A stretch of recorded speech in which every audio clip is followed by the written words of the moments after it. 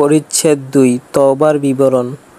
উলামা সম্প্রদায়ের উক্তি এই যে, প্রত্যেক পাপ থেকে তওবা করা, চিরতরে প্রত্যাবর্তন করা ওয়াজিব, অবশ্য কর্তব্য। যদি গুনাহর সম্পর্ক আল্লাহর অবাধ্যতার সঙ্গে থাকে এবং কোনো মানুষের অধিকারের সঙ্গে কোনো সম্পর্ক না থাকে, তাহলে এ ধরনের তওবা কবুলের জন্য ৩টি শর্ত রয়েছে। ১. পাপ সম্পূর্ণরূপে বর্জন করতে হবে।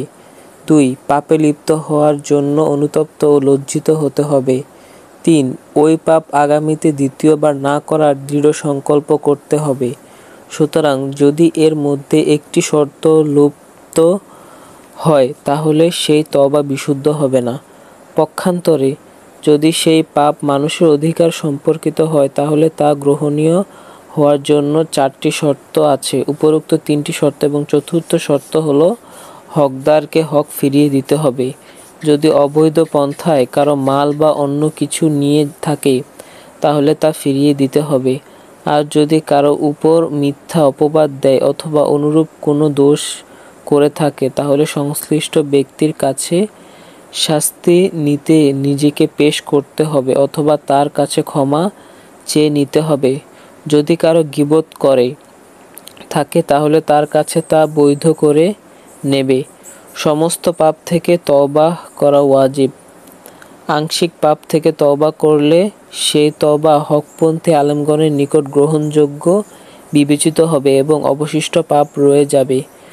তওবা ওয়াজিব হওয়ার ব্যাপারে কোরআন ও হাদিসে প্রচুর প্রমাণ রয়েছে এবং এ ব্যাপারে উম্মতের ঐক্যমত বিদ্যমান।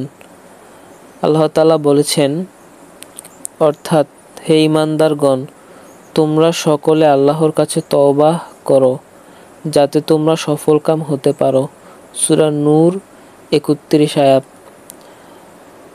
অর্থাৎ, তোমরা নিজেদের প্রতিপালকের নিকট পাপের জন্য ক্ষমা প্রার্থনা করো, অতঃপর তার কাছে প্রত্যাবর্তন করো। সূরা হুদ আয়াত ৩। তিনি আরও বলেছেন, অর্থাৎ, হে ঈমানদারগণ, তোমরা আল্লাহর নিকট তওবা করো বিশুদ্ধ তওবা। সূরা তাহরিম আয়াত ৮। হাদিস নং 14। আবু হুরায়রা থেকে বর্ণিত, তিনি বলেন, আমি আল্লাহর রাসূল সাল্লাল্লাহু আলাইহি ওয়াসাল্লামকে বলতে শুনেছি, আল্লাহর কসম, আমি প্রত্যহ ৭০ বারের অধিক আল্লাহর নিকট ক্ষমা প্রার্থনা ও তওবা করি।